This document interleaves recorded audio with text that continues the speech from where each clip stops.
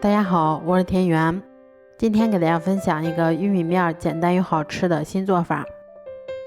首先我们准备100克的玉米面，然后再少量多次的加入大约100毫升的开水。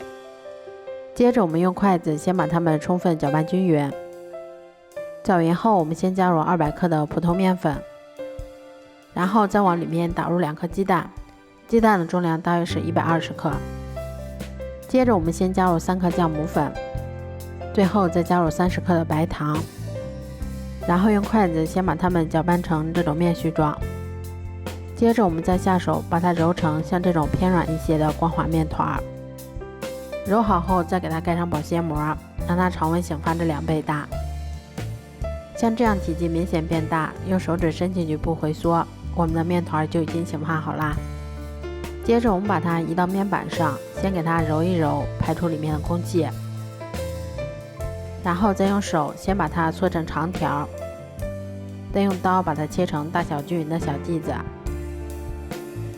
我们取一个小剂子，先给它揉得细腻光滑一些，然后再把它按扁成小饼的形状。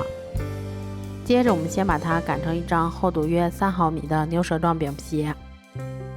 擀好后，我们在表面再摆放一些提前清洗干净的葡萄干。接着我们再像这样先把它从两边往中间折叠一下，然后把它梳过来后，我们再把它擀薄擀开一些。最后我们再像这样把它从一头慢慢的卷起来，像这样我们的生胚就做好啦。都做好后，把它们放到蒸屉里面先醒发20分钟，然后冷水上锅，开锅后用大火蒸20分钟左右就可以啦。这样做出的粗粮馒头吃起来非常的松软香甜，咬上一口还有一股浓浓的玉米和葡萄干的香味儿。如果喜欢的话就试试吧。喜欢我的视频就关注我吧，谢谢您的支持。